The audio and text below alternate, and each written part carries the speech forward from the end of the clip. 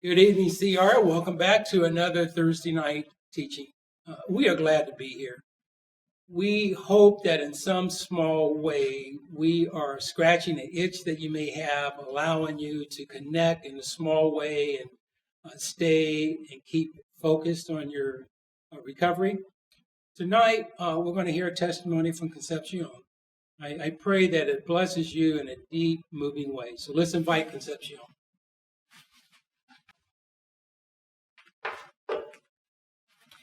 Thanks, Mike.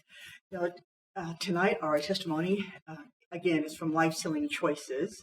That was written by John Baker, who founded the Celebrate Recovery Program. And tonight, I'm going to read you Drew's story. And so it says here, my name is Drew, and I'm a grateful believer in Jesus who struggles with addiction and codependency. My parents were both raised by parents who were hardworking, salt-of-the-earth types who were familiar with heavy-handed discipline. Drinking was not just social in their families, it was a part of the day-to-day landscape of everyone's life. Shame and guilt, verbal and emotional abuse, and physical intimidation were all part of their parents' parental discipline toolbox. While it may not have been their wish to pass along such methods, it's true that hurting people hurt other people in the way they were hurt. And so I experienced a good number of those devices in my upbringing. Though I do have many fond memories from my childhood, my dad's upbringing left him an emotionally hardened perfectionist. Affirmation was non-existent. Insults, put-downs, and constant reminders that I couldn't do anything right, that I wouldn't succeed, and that I would never amount to anything were normal messages I received in my life. The constant rehearsal of these reminders left me feeling insignificant, inadequate, incapable, and unloved. The result, I felt alone and on the outside in my family and with peers. Like most children, I desperately wanted the approval of my parents. It became my goal to prove to them that I was worthy of it. However, all my efforts failed, regardless of how hard I tried or what I accomplished. Even so, I continually tried to gain their approval, only to be met with disappointment. This happened over and over throughout my teen years and well into my adulthood. I frantically searched to find someone, anyone, to validate me. I was willing to do anything just to fit in somewhere and feel accepted. Medicating my emotional pain was easy with drugs. I drank a little, but didn't like the hangover, so I thought drugs were a perfect fit. At a young age, I also turned to sex. Being involved with someone gave me a certain sense of power because in the moment I felt accepted and loved. However, I failed to see that it too was just an illusion. It was simply another way to medicate myself. I did do some positive things in my teen years that you would think should have worked in my favor. I was in drama and had a good paying job at the local grocery store, which allowed me to buy a brand new sports car while still in high school. My job also provided me with an abundance of spending money. I used the money to buy friends and impress my high school girlfriends. Rather than encouraging confidence, however, my pursuits only bred arrogance. Sadly, I can remember one of my teachers asking what I was going to do after college. I smugly replied, "Why would I want to go to college to be like you? I make more money than you, and I'm still in high school." Arrogance has its price, as I barely graduated from high school and had alienated some of the most caring people I had ever known. At age 19, I met my wife, Robin. She, too, lived with false messages. While we hit it off pretty good, the foundation of our relationship was largely meeting each other's needs in unhealthy ways. By the third year of our marriage, I had done just about everything I could to destroy our relationship. My drug use increased. I was unfaithful and made it clear to her that she could never reach my expectations. Does that sound familiar? Truly, hurting people do hurt others the way they were hurt. It was also now that I began mixing as many different kinds of drugs as I could in order to get a bigger and better high. The result was unconsciousness and admission to a psychiatric hospital. I remember waking up in a dimly lit room. I couldn't move and felt drool running down the corner of my mouth. I think this was the first time I began to realize I was powerless. As I opened my eyes and struggled to focus, I could make out the outline of someone standing over me inquiring, "Why are you here?" I tried to respond, but could only make gurgling sounds. "Oh, they must have hit you up with Thorazine, the person said. You won't be able to move for a couple of days, but eventually it'll wear off. My name's Tom, he continued. I'm in here for sexual issues. It occurred to me that the person speaking was not a doctor, but another patient whose level of sanity was completely unknown to me. I had no ability to respond, defend myself, or even cry out for help should the person behind the strange voice mean me harm. I finally realized, Drew, your life is unmanageable. That moment was sobering, but my struggle to stay in control of my life was far from over. Following my wake-up call in a psychiatric hospital, I experienced about a year of sobriety from drugs. Then I started telling myself all the lies that addicts do. I can do it once in a while, and I won't get hooked again. I'll just keep it limited to pot, and so on. After only a month, I was right back where I was the year before. I was getting wasted first thing in the morning, at lunch, on the way home from work, and all night long. I was mixing as many drugs as I could to achieve a bigger and better high. A deep sense of hopelessness returned. I knew I was back on the path to self-destruction. Romans 2:4 states, Don't you see how wonderfully kind, tolerant, and patient God is with you? Does this mean nothing to you? Can't you see that his kindness is intended to turn you from your sin? God had been revealing himself to me for some time, but it had been easy up till then to ignore his voice. I finally decided to pray one of those prayers God loves to hear. God, if you're really there, show me what is wrong in my life. In that moment, my selfishness, addictions, inability to love, and all the damage I had done became clear. I saw myself nailing Jesus to the cross, one hand at a time, then his feet. Then I saw myself standing in front of the cross, laughing at Jesus as he hung to die. In that moment, the words I heard in my heart were almost audible. Drew, if you love me, you'll obey me. I understood then the cost of my actions was the torturous death Jesus experienced on the cross. I realized God's patience and love for me. His invitation to enter into a relationship with him became clear. I no longer wanted to be a crucifier. I understood I needed to make a choice over who was going to be in control of my life. I so wanted to make that choice. As I sat in the presence of God, I couldn't help but be honest with him. I realized just how powerless I was. I loved my sin, the drugs, the porn, and acting out sexually. I confessed to the Lord that I wished it wasn't so. I knew I loved these choices more than anything else, including him. Change my heart, O God, I cried. Take away my affection for my sin and replace it with a devoted love for you. After praying that prayer, I could feel a deep sense of peace. I understood that God wasn't asking me to measure up to find favor with him through an act of my own will. He had been waiting for me to invite him into my life to do the impossible. He wanted to do something for me, in me, and through me that I could not do for myself. In that moment, something very supernatural happened to me. I felt my affection for drugs leave my body. This year, I'm experiencing 35 years of recovery over drugs. Dealing with my drug problem was only the beginning. God intended to show me that not only did he love me, but that I could trust him. He put his finger on my marriage and convicted me of the need to come clean and make amends with my wife about my affair. I argued with God that she would leave. He told me to trust him.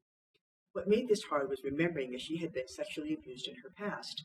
I knew my actions would only confirm every fear she ever had about men. They can't be trusted. There's no good way to break someone's heart. I remember having a moment when we were happy and laughing and then soberly changing the subject and confessing my sin to her. As I did, her expression changed from contentment and joy to incredible pain and betrayal.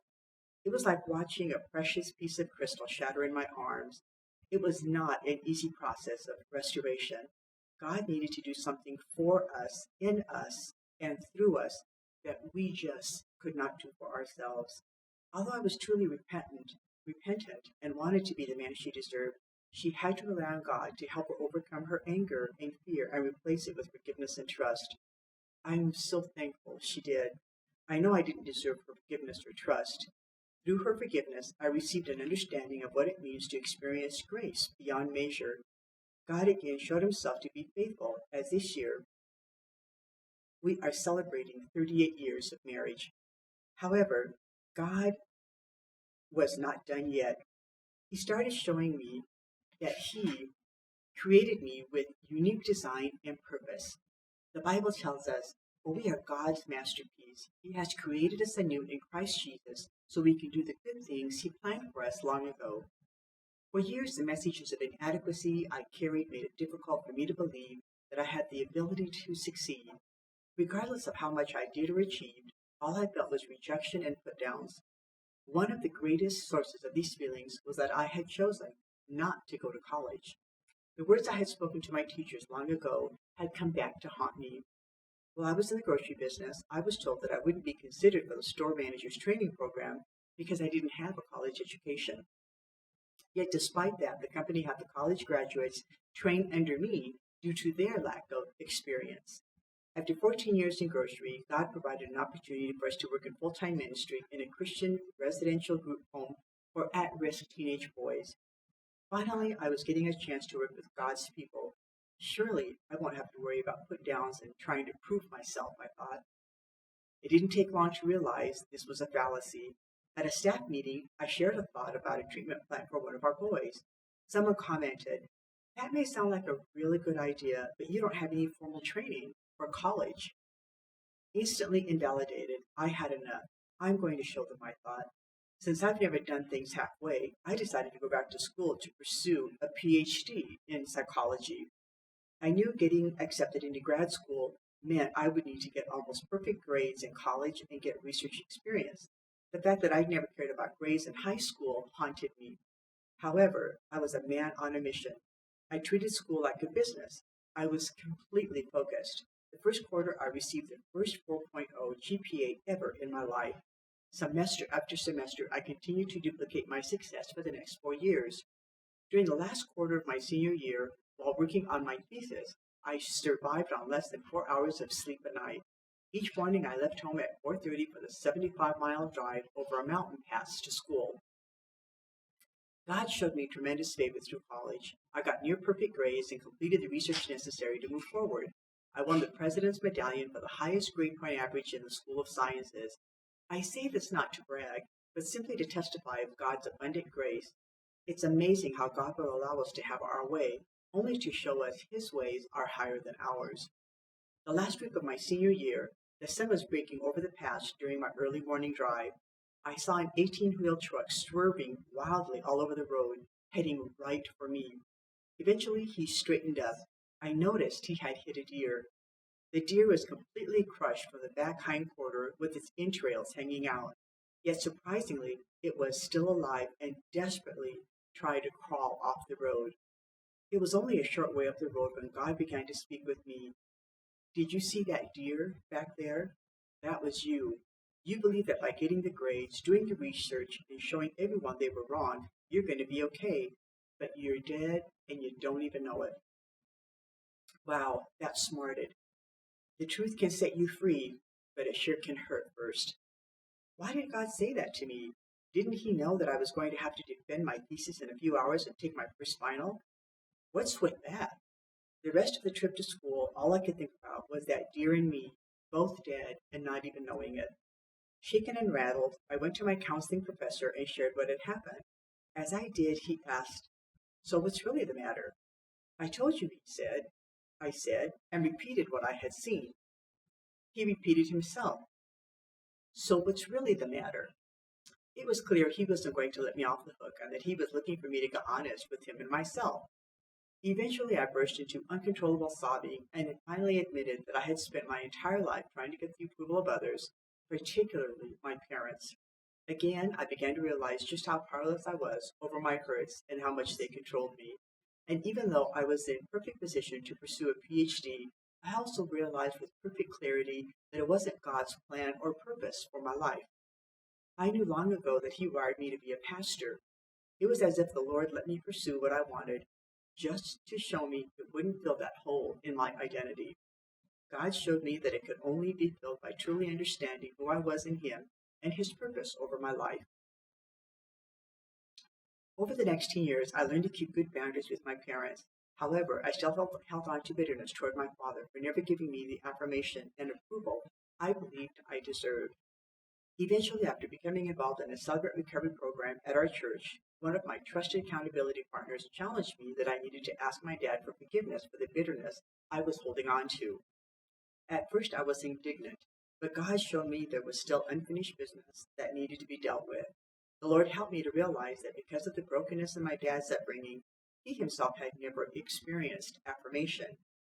I was expecting him to give me something he simply did not possess, much like expecting someone who has been blind his whole life to describe the color green.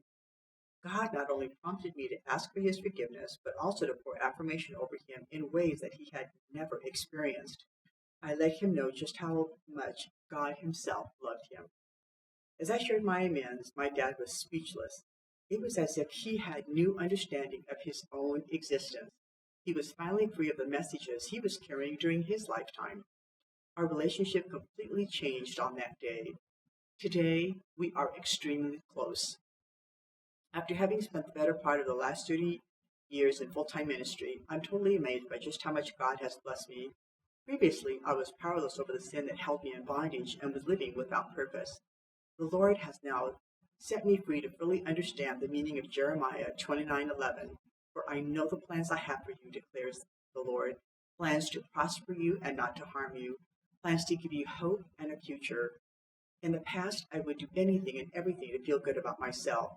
I've come to realize that without Christ, it was impossible for me to find relief from the deep-rooted feelings of inadequacy and lack of purpose I lived with.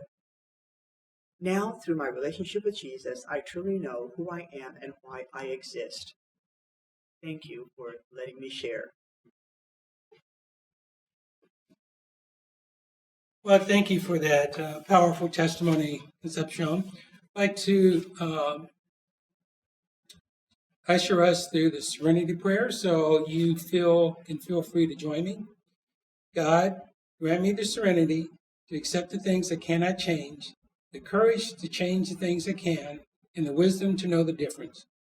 Living one day at a time, enjoying one moment at a time, accepting hardship as a pathway to peace, taking as Jesus did this sinful world as it is, not as I would have it, trusting that you will make all things right if I surrender to your will, so that I may be reasonably happy in this life and supremely happy with you forever and the next. God bless you all. See you next week.